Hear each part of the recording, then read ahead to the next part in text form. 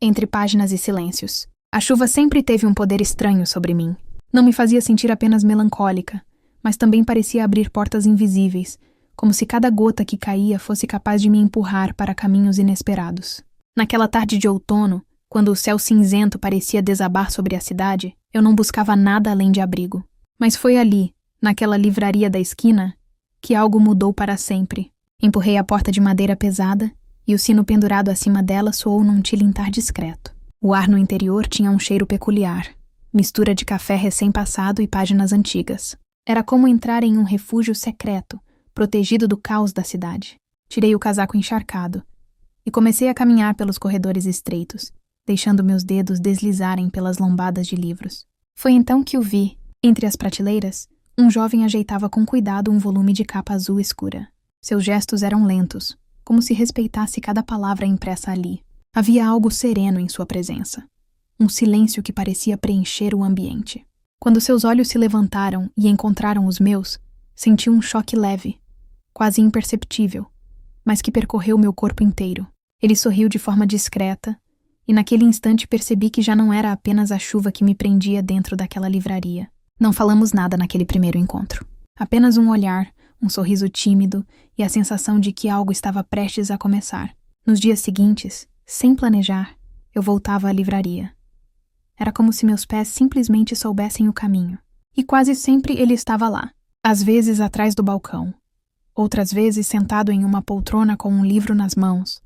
Ou ainda organizando pilhas de exemplares que pareciam multiplicar-se do nada. Descobri ao observar discretamente que seu nome era Leonardo, ou simplesmente Léo, como um cliente o chamou certa vez. Aos poucos, o silêncio deu lugar a pequenas conversas. Primeiro sobre livros, depois sobre filmes antigos, cafés escondidos na cidade e, por fim, sobre coisas que nem sempre conseguimos dividir com qualquer pessoa.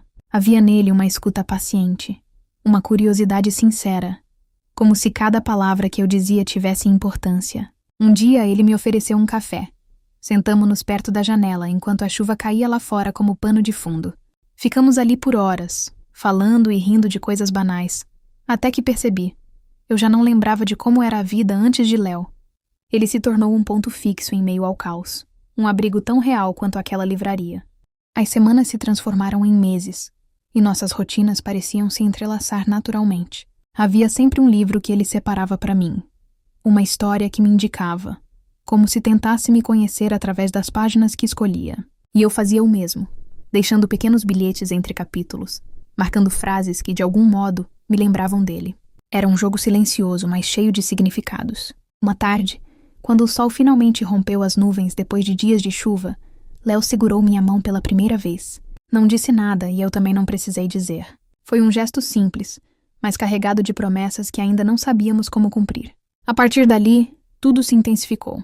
Havia olhares que falavam mais do que qualquer diálogo, toques que revelavam uma intimidade que as palavras não alcançavam. Eu me sentia parte de algo raro, quase secreto, como se o mundo inteiro tivesse encolhido até caber dentro daquela livraria. Mas ao mesmo tempo, uma inquietação começou a nascer em mim. Quem era Léo fora dali? Sabia que trabalhava na livraria, que morava em um bairro distante e que tinha uma irmã mais nova de quem falava com carinho.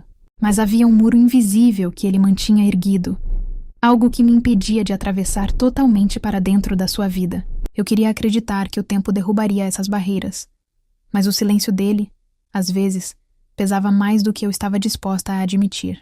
Numa noite fria de inverno, enquanto caminhávamos pelas ruas desertas após fechar a livraria, senti que algo estava prestes a acontecer. Léo parecia distante, os olhos perdidos em pensamentos que eu não alcançava. Quis perguntar, mas temi a resposta. Então, apenas caminhei ao lado dele, fingindo não notar. Dias depois, ele começou a se ausentar. Primeiro foram horas a mais fora da livraria, depois tardes inteiras em que não aparecia. Quando perguntava, ele desviava, dizia que estava resolvendo coisas pessoais. O medo de perder aquele elo começou a me corroer. Ao mesmo tempo, algo dentro de mim dizia que eu precisava confiar, mesmo sem entender no que exatamente. Na última vez que nos vimos, a chuva voltava a cair, como no dia em que nos conhecemos. A livraria estava quase vazia, o som das gotas contra os vidros preenchendo o silêncio.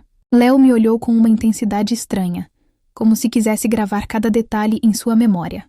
Segurou minha mão, a mesma que havia segurado tantas vezes antes, e sussurrou.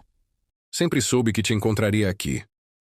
Seu sorriso era doce, mas havia algo de triste em seus olhos. Eu quis perguntar o que significava aquela frase.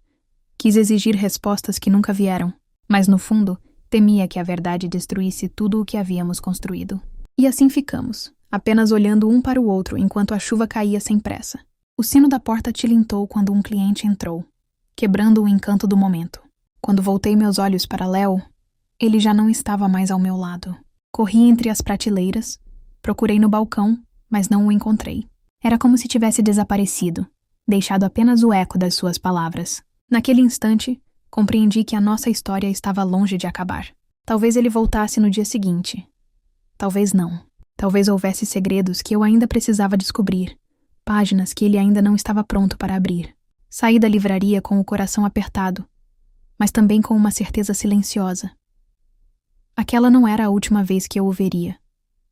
Ainda havia muito para ser escrito entre nós. Depois daquela noite em que Léo desapareceu entre as prateleiras, passei dias retornando à livraria. Cada vez que empurrava a porta e o sino tilintava, meu coração disparava na esperança de vê-lo. Mas ele não estava lá. Nem no balcão, nem na poltrona junto à janela, nem entre os corredores silenciosos. Perguntei aos poucos funcionários, mas ninguém parecia saber ao certo. Diziam apenas que ele havia pedido uns dias de folga. O vazio que ficou era sufocante, como se as páginas que antes vibravam com vida agora estivessem em branco. Na terceira semana, encontrei um envelope entre os livros que costumava escolher. Reconheci sua letra logo de imediato. Com as mãos trêmulas, abri-o. Clara, você foi o acaso mais bonito da minha vida. Eu queria poder explicar tudo, mas não consigo. Há partes de mim que ainda não estão prontas para serem lidas em voz alta. Preciso me afastar para resolver coisas que ficaram pendentes, mas quero que saiba. Nada do que vivemos foi mentira. Volto se o destino permitir. Sempre seu, Léo. As palavras foram um bálsamo e, ao mesmo tempo, uma ferida aberta. Ele dizia que voltaria, mas quando? E se não voltasse? Os meses seguintes foram uma mistura de espera e rotina. Continuei indo à livraria, tomando café na mesma mesa, lendo os livros que ele havia me indicado. Era como se eu tentasse manter sua presença viva entre as páginas. Mas aos poucos aprendi a conviver com a ausência. Até que, numa manhã clara de primavera, quando já havia desistido de esperá-lo, ouvi o tilintar da porta ao meu lado. Levantei os olhos, e lá estava ele. Léo parecia mais magro, mas seus olhos tinham o mesmo brilho sereno que me encantara desde o início. Caminhou até mim devagar, como se testasse se eu ainda o reconheceria. Não consegui conter as lágrimas. Você voltou, sussurrei, antes mesmo de pensar. Ele se sentou diante de mim e segurou minha mão, como se nunca tivesse soltado. Respirou fundo e, pela primeira vez, falou do silêncio que carregava. Contou que havia se afastado para cuidar da irmã mais nova, que sofreu um acidente grave. Ele passou meses em outra cidade, em hospitais, dedicando-se totalmente a ela. Não quis me envolver na dor que vivia, temendo que fosse cedo demais, que nosso laço não suportasse o peso. Ouvi em silêncio, sentindo o coração se apertar a cada palavra. Não era um segredo sombrio, não era falta de sentimentos, era apenas medo. Medo de me perder. Eu pensei em você todos os dias. Disse com a voz embargada. E entendi que não quero mais fugir.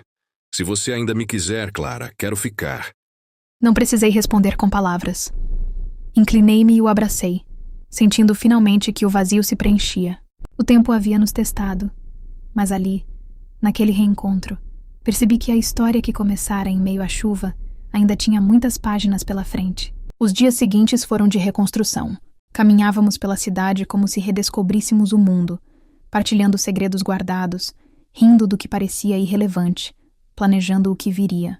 A livraria voltou a ser nosso refúgio, mas agora era também testemunha de um amor que sobrevivera ao silêncio e à distância. Numa tarde dourada, quando o sol atravessava os vitrais e pintava as prateleiras com luz quente, Léo segurou minha mão novamente.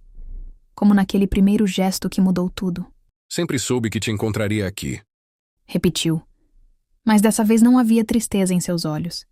Apenas certeza. Sorri, percebendo que a chuva já não ditava nossos encontros, nem o medo nossos silêncios.